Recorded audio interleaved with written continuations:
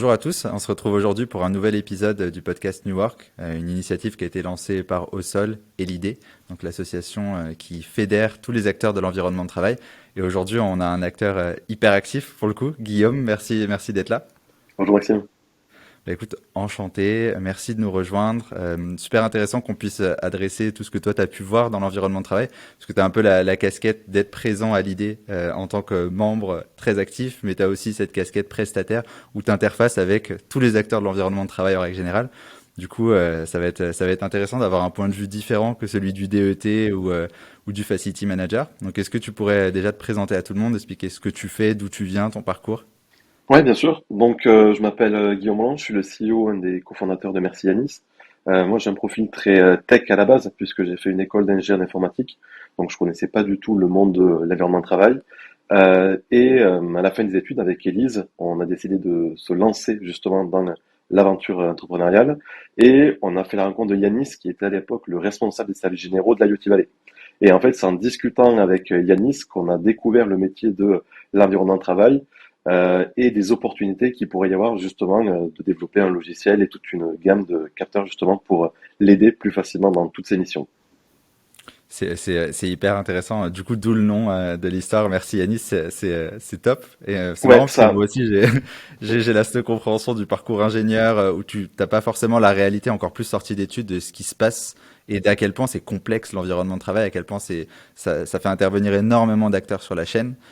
Toi, comment ça s'est passé cet apprentissage finalement pour passer de jeunes frais sortis d'école à compréhension d'un écosystème hyper complexe avec énormément d'acteurs, énormément d'enjeux? Yanis déjà nous a quand même beaucoup aidé où on a pris des heures, tu vois, à discuter. Et d'ailleurs, je le remercie justement et par rapport à lui, mais aussi à toute la profession, puisque avec la discussion, on s'est rendu compte de toute la valeur ajoutée qu'apportaient ces métiers. Et après, il y a eu une phase pendant, on va dire, 3 4 mois où sur LinkedIn, c'est 2019, je contactais plein de responsables des services généraux. Assez peu encore, ça s'appelait encore direction de l'environnement de travail. Et on prenait une demi-heure pour parler. L'objectif, c'était pas de leur vendre quelque chose, c'était comprendre leur mission au quotidien, quels étaient leurs besoins, les synergies qu'ils avaient avec leurs équipes. Et ça m'a permis petit à petit de comprendre mais comment tout ce marché, toute cette profession est articulée. C'est super drôle parce que j'ai eu exactement la même approche grâce à l'idée en fait, enfin anciennement l'Arseg et initialement Latifa Akou qui est l'actuelle présidente, mais aussi des gens de JLL comme Flore Prader, où en fait je me suis dit mais en fait enfin j'avais l'impression que plus je creusais le sujet de l'environnement de travail, plus je me rendais compte que c'était complexe, que les enjeux qu'initialement, pour moi, un bureau, c'était quatre murs, des chaises, des tables, un peu de logistique, d'électricité, et c'était à peu près tout. Et en fait, c'est beaucoup plus complexe que ça. T'as de l'humain, t'as de la technique, t'as de l'IT, et en fait, tout vient se mélanger pour essayer de créer une nouvelle expérience. Encore plus aujourd'hui, passage, Exactement. travail, hybride, etc. Comment est-ce que toi, tu l'as un peu vu, d'ailleurs, ce passage à l'hybride d'une manière assez macro? Euh, Ça a impacté forcément toute la profession. On le voit sur différents sujets. Nous, on est assez proche, tu vois, de l'opérationnel, mais on l'a vu justement avec l'évolution de certains métiers, que ce soit côté propreté maintenant, c'est bien sûr aussi direction de l'aménagement de travail, que du jour au lendemain, il y a eu de nouveaux enjeux, de nouvelles façons de travailler, et qu'il y a eu un besoin assez rapide et immédiat de pouvoir s'adapter. Et donc là, je pense que la crise Covid qu'on a vécue et tout ce qui a suivi ont fait gagner des années en termes de digitalisation pour tout l'écosystème. Ouais, bah d'ailleurs c'est un peu l'enjeu et c'est un peu la question aussi qu'on se pose en général, de se dire passage à l'hybride, beaucoup de télétravail, bureau ou pas bureau en fonction des boîtes, bureau obligatoire ou pas obligatoire en fonction des boîtes.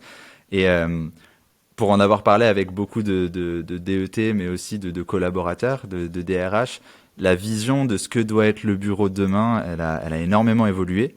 On essaye souvent de le résumer avec un mot et c'est toujours assez drôle de voir que pour différentes personnes, le futur du bureau, il peut être réservé de façon, enfin résumé de façon complètement différente. Toi, s'il y avait, t'essayais de réduire ça à un mot, comment est-ce que tu définirais le bureau de demain? Euh, je dirais indispensable parce que je crois vraiment au modèle hybride avec tous ces l'émergence des tiers-lieux et je comprends exactement à quel besoin ça peut répondre. Mais je reste convaincu qu'une entreprise, pour qu'elle puisse fonctionner sur du long terme, pour qu'elle puisse rester performante, on voit qu'il y a ces sujets d'actualité en ce moment de productivité, de performance d'entreprise, il faut à un moment donné ou à un autre que les collaborateurs puissent se voir, être dans la même pièce parce que en termes d'innovation, de création de liens, de confiance, ben, ça va se passer quand tu es dans le même endroit, que tu crées des liens finalement avec tes collègues. Et c'est ça qui va être pour moi un vrai facteur différenciant pour identifier les entreprises qui vont performer de celles qui auront du mal à fidéliser les talents et du coup au niveau opérationnel. Ok. On est assez, enfin complètement même aligné sur le fait que bah, le bureau il doit être là, même s'il prend des formes différentes. Hein. Pour certains, le bureau finalement c'est le coworking parce que c'est un peu l'espace dans lequel les gens se retrouvent. Parfois, enfin, en fait finalement, j'ai l'impression qu'il y a plus un bureau. Il y a plein de formes de bureaux aujourd'hui, mais on se rend compte qu'avoir un espace physique, comme tu le dis, c'est un enjeu de culture, c'est un enjeu d'attraction, c'est un enjeu de collaboration. Et enfin, même toi, qui as une équipe où tu commences à avoir pas mal de monde, j'imagine que tu sens un peu la dynamique qui se crée quand il y a tout le monde qui est ensemble, vs quand personne se voit. Alors j'imagine même pas dans des grands comptes. Toi, les boîtes avec lesquelles tu travailles aujourd'hui, est-ce qu'elles se posent ces questions sur le fait de garder des bureaux ou pas, de comment les faire évoluer? Les clients qu'on a aujourd'hui sont des ETI, des grandes entreprises, donc la question de garder du bureau, entre guillemets, ne se bosse pas parce qu'il y aura toujours un siège social. Là où tu vois peut-être des startups vont essayer de travailler avec des modèles 100% à distance. Quand tu es une grande entreprise, c'est pas possible. Par contre, il y a la question de ces bureaux, ben, de quelle forme ils doivent être, comment ils doivent être calibrés, et qu'est-ce qu'on propose comme alternative. Et là, tu l'as dit tout à l'heure, ben, les tiers-lieux, c'est typiquement une des possibilités qui est en plus assez intéressante. Et toi, est-ce que dans le cadre de Merci Yanis, donc du coup, comme tu le disais, propreté à l'usage, usage de la donnée, etc., est-ce que tu interfaces seulement ETI grand compte dans le cadre de leur bureau, on va dire propre, ou est-ce que tu peux aussi travailler sur cette chaîne avec, par exemple, des coworking ou autre? On va travailler aussi avec des coworking. Typiquement, aujourd'hui, un de nos plus grands clients est WeWork. On a équipé les 19 bâtiments sur Paris. Donc, on est capable de faire ça. Par contre, là où on ne vend pas encore, est un vrai sujet d'ailleurs côté direction de l'environnement de travail, c'est de se dire jusqu'où on doit accompagner le collaborateur. Est-ce que quand le collaborateur reste chez lui et qu'il fait du télétravail, c'est à l'entreprise du coup de répondre à ses attentes et à ses besoins qu'il pourrait avoir, tu vois, de confort, là où aujourd'hui dans l'entreprise, la question est évidente. C'est hyper intéressant comme sujet. C'est marrant parce que côté au sol, j'ai parfois eu un peu la même réflexion où on part du principe que le collaborateur, il a accès à l'énergie quand il est à son bureau. Parfois, on nous a dit, OK, mais est-ce que ça pourrait pas être moyen qu'on arrête de nous dire, ah oui, mais du coup, on paye pour notre électricité pour charger des ordinateurs, par exemple, et donc on paierait au bureau, finalement, on chargerait au bureau, on pourrait recharger à la maison derrière, sans attaquer sur notre consommation perso. Et j'arrive tout à fait à voir les problématiques que ça peut créer dans les boîtes en disant bah, je consomme du travail dans mon domicile. Est-ce qu'il y a cette continuité de service finalement? Et je crois que d'ailleurs dans le dernier épisode qu'on avait fait avec Latifa, Akou, du coup, donc la directrice de l'environnement de travail des Ipsen, pour ceux qui ne la connaissent pas, même si bon, à peu près tout le monde la connaît maintenant, et aussi présidente de l'IDE en ce moment. Finalement, elle me disait que son enjeu numéro un qu'elle avait pu voir, c'était aussi cette continuité de service. Maintenant que le bureau s'était éclaté et qu'il n'y en avait plus un, mais une infinité entre la maison, les tiers-lieux, les espaces du siège, etc., comment est-ce qu'on faisait en sorte que ce service, finalement, il ait une continuité pour le collaborateur et que le collaborateur en remote, il ait à peu près les mêmes. Et finalement, c'est vrai que la propreté, on n'y pense pas nécessairement, quoi. Alors que c'est un enjeu énorme. Mm. Alors, il y a la propreté, mais tu as aussi, enfin, il y a tout un sujet aussi d'ingérence et de savoir quelle est la limite. Parce que tu vois, dans une entreprise, on va souvent mesurer des paramètres comme la température, l'humidité, le taux de CO2. Certains clients nous avaient justement un peu posé cette question et avaient réfléchi à le mettre en place chez les collaborateurs. Mais tu as aussi cette posture en tant que collaborateur de dire, ben, moi, je ne veux pas que mon entreprise sache à quelle température je me chauffe ou quel est mon taux d'humidité ou de CO2. Tu vois. Donc, c'est aussi intéressant de se poser cette question de où est-ce qu'on doit s'arrêter et en fonction des éléments, ça sera pas forcément la même limite. Et hyper intéressant. Et du coup, sur ça, est-ce que tu as des discussions avec, c'est plutôt les RH, c'est plutôt le CSE? Comment est-ce que tu organises ces discussions? Parce que ça reste presque un enjeu de lobby interne, de définir quelles vont être les règles du jeu finalement, et comment est-ce que les collaborateurs et les entreprises vont s'accorder autour d'une règle à peu près commune, quoi. Nous, on va être assez transparent, c'est-à-dire qu'on va travailler main à la main avec les directions de l'environnement de travail, mais pour l'instant, on n'a jamais eu à discuter en direct avec du CSE ou du RH. On va plutôt conseiller les DET, travailler ensemble, tu vois, pour bien préparer leur réunion, et derrière, en fait, c'est eux qui vont porter le projet à l'interne. Ok. Je suis hyper curieux de creuser encore plus ce sujet de continuité parce que j'arrive à voir à quel point ça touche finalement à peu près tous les enjeux du collaborateur aujourd'hui et à quel point ça peut être un frein dans le développement même de certaines volonté d'uniformisation que les boîtes elles peuvent avoir. Et c'est vrai que bon, je parlais de la propreté, mais en fin de compte, la data, elle est clé à ce moment-là. Et ça peut être vu comme une intrusion dans la vie du collaborateur ou dans ses modes de fonctionnement, etc. Et du coup, Exact. pour revenir sur la propreté, on parlait tout à l'heure, tu as donné le mot-clé de propreté à l'usage, euh, qui pour moi est une grosse transformation. Est-ce que tu pourrais le redéfinir déjà, premièrement, et m'expliquer comment est-ce que ce concept-là a été amené à se développer avec l'hybride? Qu'est-ce que ça change finalement pour les entreprises d'un point de vue productivité, coût, nettoyage, qualité de service, RSE, j'en sais pas. Mais vraiment très curieux de comprendre déjà le concept parce que j'ai l'impression que beaucoup de gens utilisent ce terme-là sans nécessairement comprendre ce que ça sous-tend et ce que ça couvre ou pas. C'est assez nouveau, ça a été vraiment été insufflé justement avec l'après-Covid et justement la mise en place du travail hybride. La définition qu'on emploie souvent, c'est réaliser la bonne intervention au bon endroit, au bon moment. Et donc ce sujet, il est encore plus vrai depuis le travail hybride, puisque maintenant les bureaux ne sont pas occupés de la même façon, ça va vraiment varier en fonction des heures, voire des journées. Et donc il y a un besoin justement de d'utiliser la donnée pour apporter un service finalement à plus forte valeur ajoutée et intervenir seulement quand c'est nécessaire. Pour faire de la propreté à l'usage, tu as plusieurs façons justement de d'accéder à cette à l'information indispensable. Le plus évident, le plus immédiat, ça va être le taux d'occupation.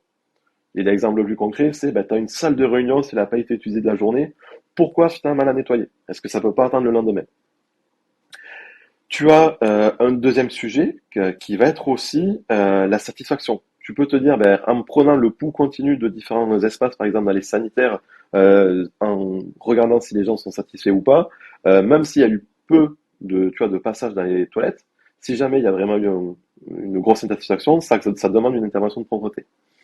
Un autre élément, c'est si tu te connectes ensuite à tous les dispositifs qui te donnent du consommable. Tout ce qui est savon, papier toilette, etc. Là aussi, de façon statistique, avec le comptage des passages, tu es censé pouvoir anticiper les problèmes, mais se connecter à ces équipements-là, ça te permet justement de gérer les quelques cas exceptionnels où tu aurais une personne qui aurait, pour une raison X ou Y, tu vois, surconsommé des essuie-mains, du savon, etc.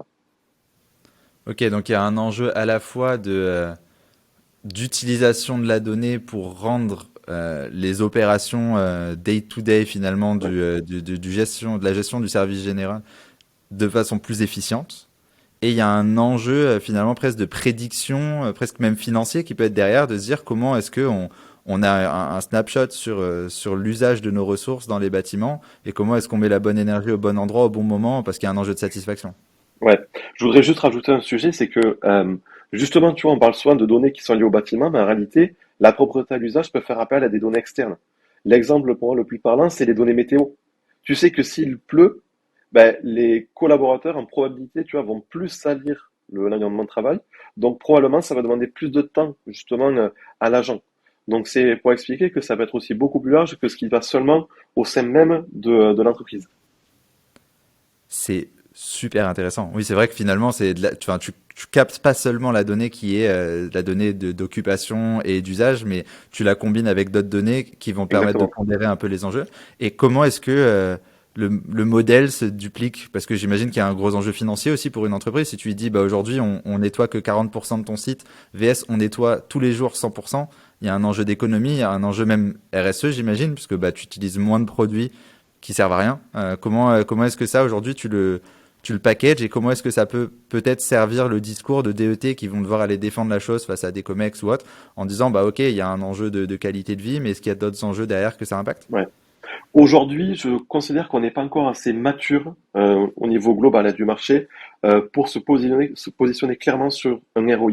Parce qu'en réalité, ça va aussi beaucoup dépendre des entreprises et de l'occupation réelle, tu vois. Donc, moi, je dis souvent à nos clients entreprises de propreté, attention, ne pas vous mouiller trop pour l'instant sur ça, parce qu'on n'a pas assez de recul. Par contre, là où je pense que c'est intéressant d'insister, c'est de voir le sujet de la façon inverse. C'est de se dire, on va permettre à l'entreprise de propreté de délivrer un service d'une qualité constante, toujours en fait aux critères et à l'exigence qui a été fixée avec le client. Donc ça, c'est le vrai sujet pour moi. Tu as un autre sujet qui est aussi le côté RSE, mais positif. Donc tu as pris l'exemple justement avec éviter de consommer de façon inutile des produits d'entretien, de l'eau. mais ça a aussi un impact assez positif sur l'agent de propreté. On peut vraiment travailler sur des nouvelles façons de bosser, avec notamment la mise en place de permanence. Ça, c'est un modèle pour lequel je crois beaucoup. Savoir un agent sur site, ça va fonctionner dans les grands bâtiments, qui reste toute la journée. Et donc là, la propreté à l'usage va être encore plus intéressante pour lui, puisqu'on va l'aiguiller au quotidien, en permanence, pour l'aider justement à faire un travail à forte valeur ajoutée. Voire le former pour l'aider et lui permettre de réaliser d'autres missions qui n'étaient pas à la base dans son périmètre. Et donc ça, il y a un vrai sujet aussi, c'est que pendant très longtemps, les prestataires de propreté, entre guillemets, fallait surtout pas qu'ils croisent des collaborateurs. Donc on les faisait bosser, tu vois, tard le soir ou très tôt le matin. Souvent, c'est des métiers entre guillemets assez précarisés. Tu vois, dans Paris, qui ils habitaient assez loin, à des horaires compliqués, donc il y avait des vrais temps de trajet. Donc tu te rends compte, tu vois, en tant qu'individu, c'était vraiment pas le plus simple. Passer en journée, ça permet aussi, ben, je trouve, de d'améliorer le confort de vie de son prestataire. Donc je trouve que ça a un vrai impact. Petite donnée que j'avais vue l'an dernier, c'était 90% des entreprises qui sont passées sur de la propreté en journée ne veulent pas revenir en arrière. Parce que c'est un deuxième avantage, c'est que ça permet de créer un lien entre les collaborateurs et l'entreprise de propreté. Moi, je le vois au quotidien dans nos bureaux à l'IoT Valley. J'apprécie parler à l'agent de propreté, on crée un lien, et je trouve que ça me responsabilise en tant que usager finalement du bâtiment. Je sais finalement qui s'occupe justement de l'entretien quand je vais aux toilettes, quand je vais jeter mes déchets dans les poubelles, etc. Et ben, je vais être encore plus concerné et respectueux parce que derrière, je vois qui a travaillé. Ce qui est génial en plus même dans l'engagement de l'agent de propreté aussi, puisque lui-même il a l'impression il voit son utilité de façon directe, quoi. Il interface avec des humains plutôt que de simplement se dire bon bah in fine je vais nettoyer un espace et je croise jamais personne. Mais par contre, ce Carrément. que je trouve hyper intéressant dans ce que tu dis et que j'ai pas forcément, sur lequel je t'ai pas forcément interrogé, mais c'est le lien finalement avec ces entreprises de propreté, parce que toi tu fais cette captation de données, tu es un prestataire de l'entreprise, mais tu donnes les ordres finalement à des entreprises de propreté qui sont externalisées. Donc en fait, ça fait un triptyque si je comprends bien. C'est exactement ça. En réalité, alors là, si je parle de Mercialis, on va parfois signer des contrats avec l'entreprise de propreté ou parfois avec le client final, ça dépend de la volonté des deux. Mais une des valeurs, et je pense que ça fait partie de l'évolution du métier, c'est d'arrêter de raisonner, tu vois, en silo et de tout cloisonner. C'est notre volonté, nous, de rassembler tous les acteurs de l'environnement de travail sur une plateforme. Mais hors Mercianis, ça va être de travailler vraiment en équipe. Finalement, on s'en fiche, tu vois, de qui travaille chez qui. Plutôt, c'est garder l'objectif qu'on a, c'est de proposer aujourd'hui une expérience parfaite aux collaborateurs, de comprendre pourquoi est-ce qu'ils doivent avoir des bouchons et venir au bureau. Et pour ça, bah, il faut sentir aussi bien, tu vois, au travail qu'à la maison. Et l'objectif, c'est ça, leur proposer une super qualité de service. C'est d'autant plus intéressant de voir cette boucle parce il y a quand même une notion d'humain Ouais. qui est vachement plus présente sur un métier finalement qui est la propreté, qui est essentielle dans l'environnement de travail, qui a été énormément dénigré pour le coup de ce que j'ai pu voir, entendre ou autre, parce que on oubliait qu'il y avait des humains derrière, on oubliait à quel point c'était critique pour la vie de l'entreprise et juste le confort des collaborateurs. Et aujourd'hui, on se rend compte à quel point ce confort-là, il est critique dans la création d'une expérience hybride, une expérience collaborateur finalement qui finalement est sans couture, quoi, parce que Mm. bah, c'est dur de faire revenir des gens au travail quand tu es en compétition avec la maison, avec le chat sur le canapé, sur les genoux, Ouais. etc. Et c'est normal. Et donc, du coup, finalement, il faut créer les conditions pour que les collaborateurs, ils savent pourquoi ils viennent au bureau. Ils savent que quand ils viennent, ils vont y trouver ce qu'ils veulent y trouver avec les collaborateurs qu'ils veulent voir et qui vont être dans un contexte finalement qui est canon, qui est propre, qui est sain. Toi, qu'est-ce que tu as vu d'ailleurs changer avec l'hybride? On parle de la grande transition de l'hybride. Finalement, le monde de l'environnement de travail, il a complètement changé. D'ailleurs, on est passé des services généraux qui étaient très techniques à, j'ai Ouais. l'impression, de l'environnement de travail qui est devenu mi-technique, mi-humain, presque RH sur certains enjeux. Des fois, je les vois travailler main dans la main avec l'IT, alors qu'avant, c'était quand même assez complexe. Est-ce que toi, tu as vu des choses complètement se réinventer? Est-ce que tu as vu des schismes ou des changements dans les usages du bureau? Comment est-ce que ça a impacté tes clients ou l'industrie même en règle générale? Ça, ce que tu viens de dire aussi, de travailler main dans la main avec l'IT, je le ressens aussi et je trouve ça très appréciable. C'est que euh, maintenant, ouais, ils travaillent en synergie avec là aussi la même volonté de proposer le meilleur service aux collaborateurs, là où au début, nous, quand on a commencé, parfois c'était justement un peu la guerre et l'opposition. Donc je trouve que c'est très intéressant. Ça vient aussi du fait que ça a été un des changements, c'est que le métier a dû se digitaliser alors qu'il était assez peu en la matière. Je pense qu'on a gagné plusieurs années. Et il a fallu apprendre à gérer, entre guillemets, l'incertitude. C'est-à-dire que la mise en place du travail hybride fait que tu ne peux plus forcément tout anticiper. Et ton métier, je trouve, en tant que DET, est de à la fois proposer quelque chose, on l'a déjà dit plusieurs fois, de tu vas maîtriser toute la journée et savoir gérer tous les cas exceptionnels que tu ne pourras pas anticiper. Et ça va être là aussi où va être attendu, c'est comment tu gères l'exceptionnalité. Et question difficile en même temps, mais est-ce que tu penses que ce changement-là, il a aussi impacté d'une certaine mesure les qualités et compétences que doit avoir le DET du bureau hybride de demain par rapport au DET d'il y a une dizaine d'années? Oui, puisque tu l'as dit tout à l'heure, il y a un côté maintenant assez aussi social.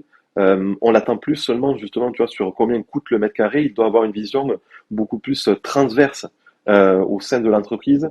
Et je pense que ça leur plaît d'ailleurs beaucoup. Mais de se rendre compte à quel point leur métier est devenu un sujet clé en termes de marque employeur, de fidélisation des talents. Et donc, ça va pas être la même façon de raisonner. Ils vont pas forcément choisir les mêmes outils. Euh, Tu vois, pendant longtemps, ils étaient sur des outils qui étaient très liés, on va dire, à l'organisation interne, à la productivité. Là, maintenant, il y a aussi tout un volet qui va être sur qu'est-ce qu'on propose aux collaborateurs pour l'accompagner tout au long de sa journée. Et on l'a un peu dit avant, c'est comment est-ce qu'on fait aussi pour mieux travailler avec ses partenaires. Là où pendant très longtemps, c'était le prestataire, il amenait un logiciel maison et il se pluguait dessus, tu vois, il n'allait pas forcément réfléchir au global. Et quand je parle de global, il y a aussi tout ce sujet de la data qui est de raisonner maintenant sur les prochaines années. Les DET se rendent compte que la data, c'est le nerf de la guerre et qu'il faut une vraie stratégie dès aujourd'hui pour anticiper les besoins de demain et prendre les bonnes décisions. Et sans data, c'est très dur de prendre les bonnes décisions en termes d'optimisation des mètres carrés, d'optimisation de la conso. Enfin, tu vois, on a plein de sujets justement où tu vas en avoir besoin. C'est marrant parce il y a aussi finalement, quand je t'entends parler, je me dis, on a parlé de la data du bâtiment et de l'occupation. On a parlé de la data de l'environnement externe, la météo, etc. Peut-être même le trafic routier, les événements. Enfin, je me rappelle quand j'étais gamin, je faisais mes études aux Pays-Bas, à Eindhoven. Donc il y a le PSV à Eindhoven, tu vois, qui est le truc le plus connu là-bas, qui est un gros stade de Ouais, foot. les Euh, Lyonnais n'aiment pas ce nom, hein. Ouais. J'imagine. Et c'était assez drôle parce que il y avait déjà cette réflexion de la data que l'école essayait de mettre en place. Donc c'était Technische Universiteit là-bas. Et en gros, ils se disaient, mais on se rend compte que quand il y a des matchs, on a des énormes congestions sur les routes, ce qui est normal. Et ils avaient essayé d'automatiser l'ouverture de certaines routes, la fermeture de certaines. Et ils avaient du mal à faire coïncider cette data. Ils cherchaient à le faire, mais ils n'avaient pas les moyens nécessairement. De se dire comment est-ce qu'on fait coïncider cette data avec les profs qui vont devoir venir sur le campus, les élèves qui sont parfois très loin, parfois à côté. Et Ouais. c'était 2014, peut-être 2015. Et déjà, eux, ils commencent à réfléchir en se disant, mais comment est-ce qu'on crée un mode hybride dans ces cas-là? Parce qu'on a une énorme congestion des routes qui se fait et il faut qu'on sache le gérer. Et finalement, je me dis, il y a cette data qui est très environnementale, mais t'as rajouté une couche à l'instant que je trouve d'autant plus importante, c'est la data de la satisfaction, du bien-être du collaborateur ou autre. Et ça, c'est clé aussi pour les services, finalement, de se dire quels services sont les plus plébiscités, les moins, lesquels sont utiles à quel moment, à quel endroit. Et ça, c'est une data qui est clé, j'imagine, pour le DET aussi aujourd'hui. Ah, entièrement, entièrement. On ne les attend plus aujourd'hui seulement sur combien coûte le mètre carré. Il faut avoir un prisme beaucoup plus large. Et un dernier élément sur lequel j'aimerais un peu avoir ton avis. Tout à l'heure, tu parlais de RSE. Ouais. Donc, tu m'expliquais comment aussi optimiser la propreté, l'usage des data, la température dans les bâtiments pouvait avoir un impact assez énorme là-dessus. Aujourd'hui, toi qui as un point de vue externe, quelle est la place de cette partie RSE dans les entreprises? Est-ce que c'est si crucial qu'il y paraît? Et est-ce qu'il y a des solutions déjà qui sont mises en place, qu'elles soient techniques ou pas d'ailleurs? La place est de plus en plus montante pour différents sujets.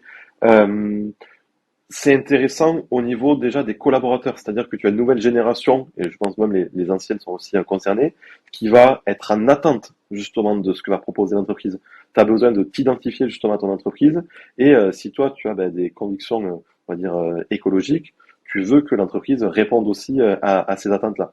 Donc, les directions environnement de travail, je pense, ont un vrai rôle à jouer. On le voit aujourd'hui, tu vois, avec le plan de sobriété énergétique. Euh, Si tu fais rien, je pense que ça peut causer des problèmes, tu vois, par rapport à certains collaborateurs. Tu as un deuxième sujet qui est encore plus pragmatique, qui va être aussi une notion de coût.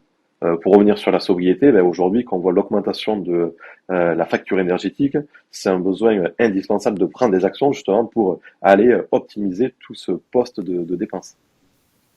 Ce qui est marrant parce qu'en plus de ça, aujourd'hui, tu te dis finalement que pour créer une réelle attractivité du bureau pour les collaborateurs, il faut mettre en place des choses qui les engagent. La RSE étant une de ces choses-là. Il faut créer un environnement qualitatif, donc propre, avec les bons types d'espace, avec le bon équipement technologique. Il faut l'animer avec les bons services, la belle offre d'hospitality, tout ça qui crée un surcoût par rapport à ce qu'on avait Ouais. avant. Mais paradoxalement, en fait, on a énormément d'enjeux pour optimiser les budgets qui finalement, avant, on se disait, bon, bah, c'est pas grave, on chauffe tout le bâtiment, même quand les gens sont pas là, tout est ouvert alors qu'on utilise un plateau. Et de ce que je comprends aussi de l'impact finalement, c'est pas tant, merci Yanis, et dans la vision de se dire, on nettoie mieux, on utilise mieux la data pour performer, mais c'est même un shift complet de se dire, bah, en fait, est-ce qu'on n'utiliserait pas mieux nos ressources pour derrière pouvoir créer une expérience bah, bien plus adaptée au monde d'aujourd'hui, de ce que j'en comprends. Ouais, c'est exactement ça. C'est, on raisonne en fait au niveau global et même nous, tu vois, on évite de faire des silos et on cherche à prendre le sujet vraiment dans sa totalité. Donc, tu auras pas que le sujet, tu vois, héroïste ou de satisfaction, on prend ça comme un tout. Et juste, tu vois, pour revenir sur le côté RSE, sobriété, comme on disait, c'est important d'impliquer les collaborateurs, mais tu as aussi un vrai sujet de posture côté direction d'environnement de travail, de se dire où est-ce que je place le curseur. On en parlait tout à l'heure, tu vois, c'est de se dire, ben, si je veux tenir les 19 degrés qui ont été recommandés, ça va plaire à une partie des collaborateurs. T'en as peut-être une autre qui va dire, bah, attendez, moi à 19, j'ai trop froid, c'est pas des conditions confortables pour travailler. Et quand on voit que tu as le chat à la maison qui t'attend et le canapé, c'est pas évident. Donc je pense que c'est une difficulté en ce moment côté direction de de travail de savoir où placer ce curseur pour satisfaire la majorité des collaborateurs. Ouais, paradoxalement, savoir que tu vas avoir bah, du mécontentement sur certaines directives et que bah, forcément, souvent, le négatif fait un peu plus de bruit que le positif, quoi. Nous, on l'a vu en Mais, interne, c'est marrant. On a une collaboratrice qui est géniale, qui est hyper engagée d'un point de vue RSE ou autre, mais qui pour le coup, et c'est sa physiologie, elle a froid, et à 20, 21 degrés, elle est pas bien, quoi. Elle nous dit, ouais, quand il fait 20 degrés dans le bureau, j'ai froid, je travaille pas bien, du coup, je préfère travailler à la maison. Et c'est là où je m'en suis rendu compte que, pour le coup, moi, j'ai tendance à avoir trop chaud. Donc, en fait, à 20 degrés, j'étais là en mode, bon, s'il vous plaît, venez, on en baisse un peu le t-shirt. chauffage. C'est ça, exactement. Et elle, je la vois avec sa doudoune et je me dis, mais waouh, quoi, c'est fou à quel point t'as des personnes qui sont différentes. Et c'est un peu ça aussi, le message que j'aime voir passer dans le futur du travail, c'est que jusqu'à présent, on avait un peu un modèle one size fits all, finalement. On avait un truc qui était très uniformisé, tu rentrais dans le moule et j'ai l'impression que de plus en plus, on va vers un modèle où la singularité de chacun, elle commence à avoir un peu plus sa place, où on peut avoir des choses qui sont variables à l'échelle d'un service, d'une personne ou autre, Ouais. que ce soit du chauffage, peut-être même, je me dis peut-être que on va arriver à un moment où on va reconnaître des profils, on va se dire, ok, bah, pour tel type d'usage, on augmente un peu le chauffage parce que là, on a une salle, elle va être très remplie, donc ça, la chaleur humaine va chauffer, donc on a un peu moins d'enjeux. Et je vois à peu près évoluer ça sur cette trend. Comment est-ce que tu vois, toi, l'évolution un petit peu plus à moyen terme et comment est-ce que tu penses que ça va évoluer de ce point de vue assez global de la gestion vis-à-vis de la personne? Mais d'où l'importance d'avoir de la donnée. Je partage ce que tu viens de dire, mais pour prendre justement les bonnes actions, tu auras besoin aussi de monitorer ça. Et tu as des exemples où aujourd'hui, tu as des entreprises qui se sont rendues compte avec le travail guide que finalement, une partie des locaux pouvait ne pas être utilisée. Donc, ils ont rassemblé les collaborateurs, tu vois, ils ont fermé un étage et ils n'ont plus à chauffer cet étage. Donc, entre guillemets, tu fais des économies énergétiques sur ça et ça te permet éventuellement, tu vois, de créer une partie des locaux, on ne peut plus chauffer si tu as des collaborateurs qui, eux, en souffriraient. Il y a un vrai travail de synergie à trouver et à travailler main dans la main, une fois de plus, entre DET, avec les FMR, du coup, qui vont aussi s'occuper de piloter ça, et avec les collaborateurs. Donc, une fois de plus, c'est raisonné dans